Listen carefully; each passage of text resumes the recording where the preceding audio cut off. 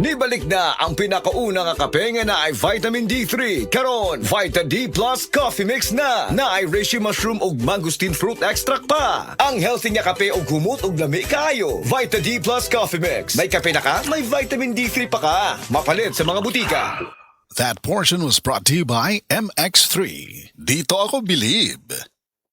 Nakakaproblema sa paglibang? Mag-inom sa Super Fiber, the fast-acting colon cleansing product approved by the FDA Philippines. Garantisado nga epektibo. Sa duhang tudbalo ka oras, imo na mapagawas ang higko nga makahatag og basta utan ug makamatay nga sakit. Ang hugaw nga colon, ang una nga silent killer. Death begins in the colon. Mag-Super Fiber. Mas makita nato mayong resulta kung ato ubanon sa pag-inom ang Life Extension Vitamin D3 kag Super Fiber. Para sa himsog kag maayong digestion, mag-inom kada adlaw sang Super Fiber. Mapalit sa mga butika. This time check is brought to you by Kundura. Strong for the Filipino. Strong pang bahay, strong pang negosyo.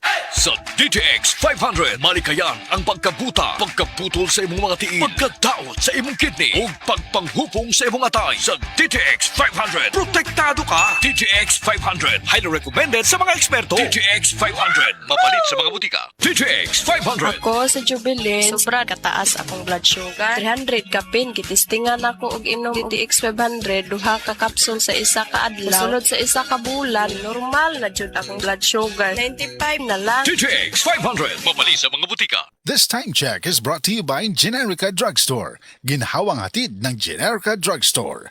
Maayong buntag sa tanan nagpaminaw, kanima o ang inyong Healthline segment. Kung kanunay nga nagkahanap ang inyong pananaw, labi na gyud kung gabi, paminawan nato ang istorya ni Nang Maria. Sa una, halos dili na jud ko makakita kung mungitnit na. Isip po sa ka-diabetic, nahadlok jud ko sa posibleng mga komplikasyon. Mao nga nangita ko og natural nga tabang. Maayo na lang, nadiskubrehan na ko ang iBerry. Mas klaro na ba bisan gabi? Mas gaan na ang pamati sa akong mga mata ug mas klaro na jud bisan gabi. Dakong kaayo akong pasalamat sa iBerry. Sulaipod ang bagong produkto iBerry Gold na adunay 10 mg lutein. Mapalit na sa mga farmasya duol nimo. Lagang paalala, ang iBerry ay hindi gamot at hindi dapat gamitin panggamot sa anumang uri ng sakit.